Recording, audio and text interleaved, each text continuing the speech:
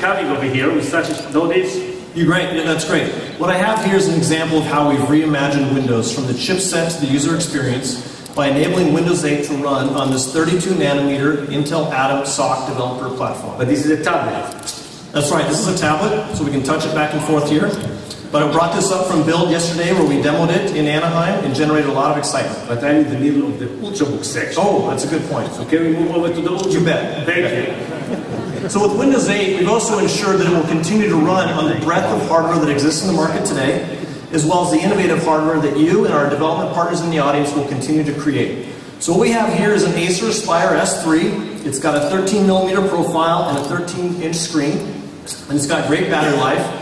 And more importantly, it resumes very quickly. We'd like to see that. So this is not hibernate, this is sleep mode. This is sleep mode. Let's see how fast you can resume. Are we ready? Yes. 1, 2, voila. There we go. All right. Hold on. Where did you get this picture? I believe this is the only picture of me without a beret. Well, you know, I did a lot of searching on the web, and sure enough, I found one. So that's amazing. Some of the people think that I was born with this beret. Let's go on. All right. All right. Let's go ahead and log in. And so what you? Oh, no, doesn't like the password. No, somebody changed the password? Cap locks me. There we go. Rule number 1, if you've got cap locks, the password doesn't work. Yeah, and it was a very easy password to guess as well, too. So what you see here is the new Windows Start screen, utilizing the Windows Metro Style UI. And I can come down here, and I can navigate through using the keyboard. You can see it's fast and fluid. We take advantage of accelerated hardware graphics. And what I'm going to show you here, Muli, is I am actually able to use a keyboard and mouse with this. Even though we did design this for touch, we've made sure that all the existing keyboards and mice work because... Go ahead. Yeah, because that's interesting. It was a touch first, but eventually we can use everything on a touch if we want to use a tablet, but we can get similar experience or similar capabilities if we use the mouse. Absolutely, plus the keyboard, because everybody out here taking notes is using the keyboard today. Yeah. So one of the things I want to show you is these are tiles that represent all your content, your applications, people that you're interested in, and you'll notice that they're live. So I'm going to show you one of these now. We'll look at the weather one.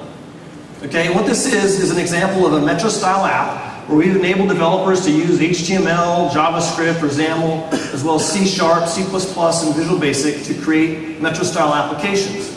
Now you'll notice there's no Chrome. We give developers full access of every pixel on the screen so they can take advantage of that in their application. Yes, but many of the people here have got huge amount of software, of binaries. That's right. Traditional x86. What is it supposed to do with this IA architecture? Well, if I go back to press the start screen, or the Windows key, if I go back to the start screen, what you see here is the desktop. So we do support all the existing Windows 7 applications running in desktop mode, and let's go find one of those here.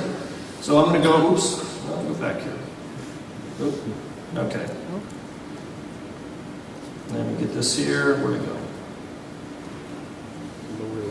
Okay, so we're going to go search for an application I know is on here, Visual Studio.